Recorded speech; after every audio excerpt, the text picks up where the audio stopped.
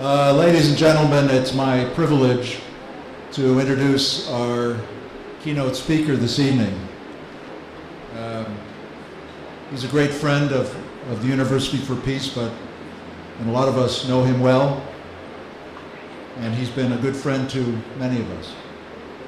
But I'd like to tell you a little bit about him because he's a very modest individual, and he often doesn't talk about himself.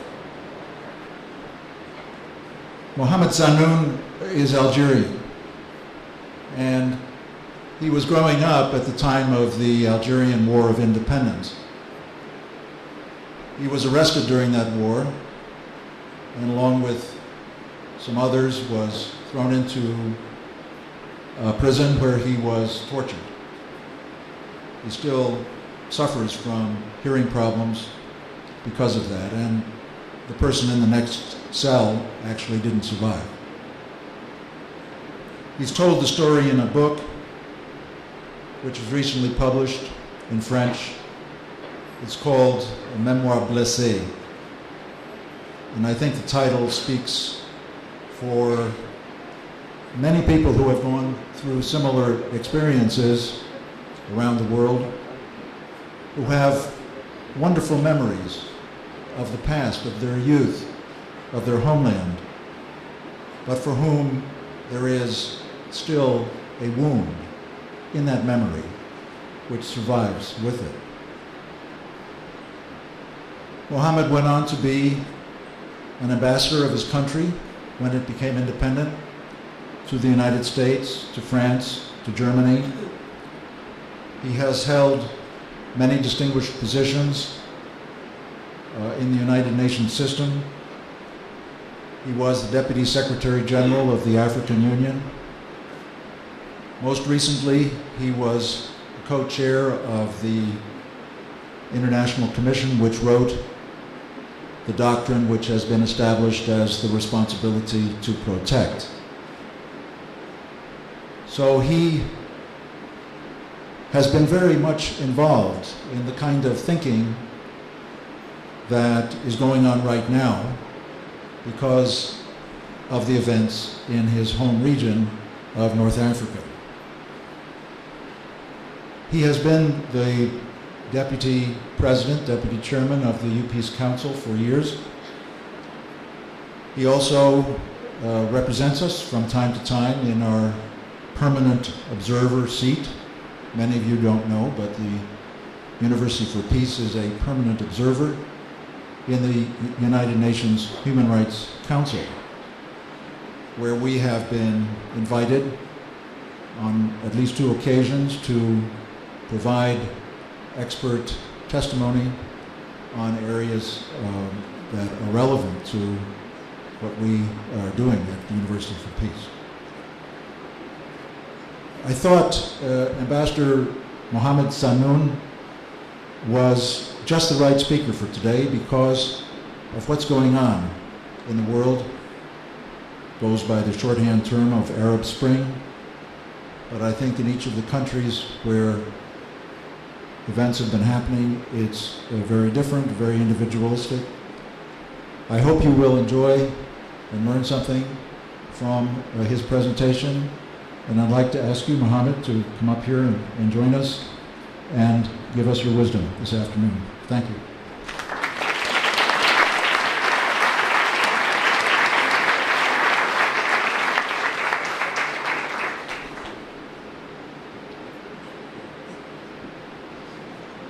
Your Excellencies, ladies and gentlemen, dear graduating students, it is certainly with some emotion that I see this opportunity to address you in this beautiful graduating ceremony. I'm going to share with you some thoughts about what the media call the Arab Spring. Actually, what has been hailed as the Arab Spring could rightly be called the Arab Youth Spring. It is indeed the youth in practically all demonstrations that initiated the movement and helped rally gradually all the social classes. The youth appeal was not pursuing a specific ideology. It was like a large and comprehensive outcry, claiming freedom and dignity for all, strongly condemning corruption and authoritarian rule, and expressing a formidable adherence to the democratic aspiration. We heard the youth saying, "Enough is enough," and calling on the rulers to leave. In English, leave. In Arabic, arhal. In French, dégage. In Spanish, basta. They used them. I was one of them, and I heard them saying that the repressive powers in place were totally surprised and disoriented, both by the dimension of this demonstration and by the new instruments used. The dimensions were large and inclusive. They included on a large scale all social classes, students, artists, workers, young businessmen, and even government employees. The instruments were very modern: mobile phones, internet, blogs, and permanent communication mechanism, not seen before in such political and social upheavals. These demonstrations were largely organized by spontaneous, new, original networkings, without the traditional political leaders, but instead by what we can call emerging youth engines. These youth engines were saying, "Enough is enough. We are not going to submit to authoritarian rule anymore, whatever the political ideology proposes, whether it is religious or otherwise.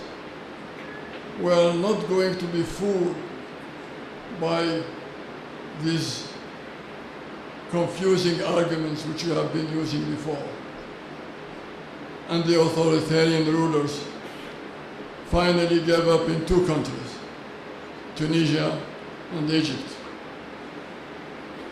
President Ben Ali of Tunisia and President Mubarak of Egypt, who ruled for so many years and established a kind of sophisticated, elaborate shelter for the regime through corruption, were fragilized, isolated, and finally gave up.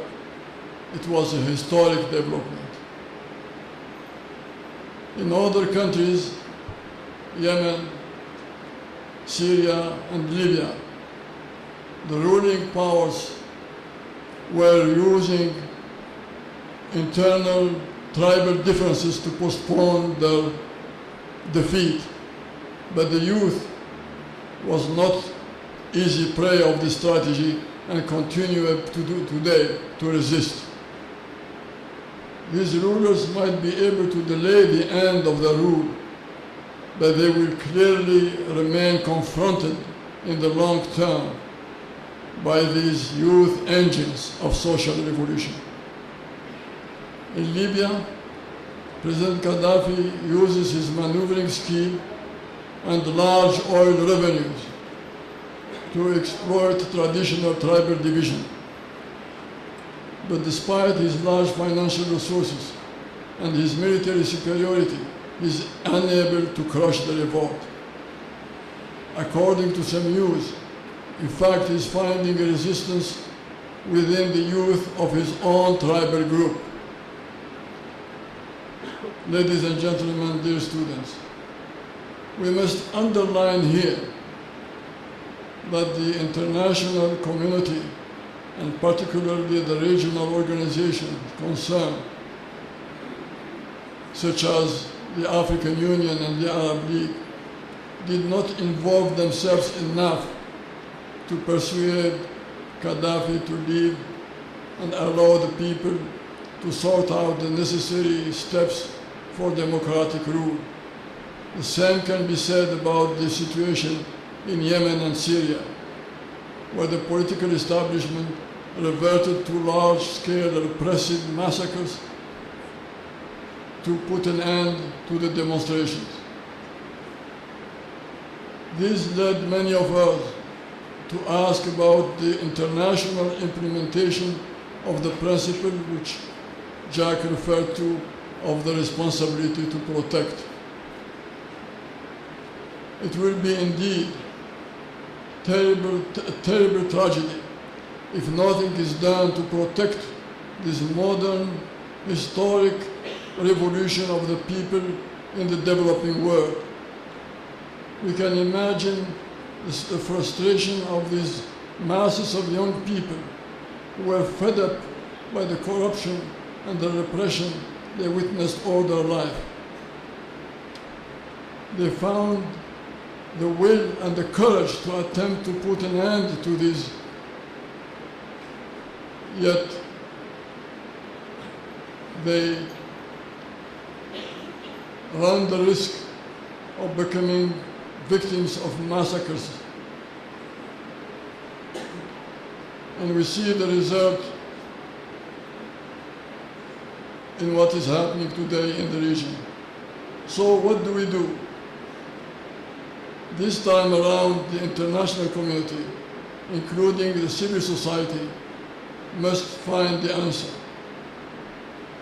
In the case of Libya, the Security Council did adopt Resolution 1973, which is largely inspired by the principle of the responsibility to protect. But there is no clear strategy worked out for the implementation of this resolution. Most analysts believe that the resolution was adopted with the view of undertaking an appropriate military operation which would have led to the fall of Gaddafi regime. For the moment, what we see is an operation where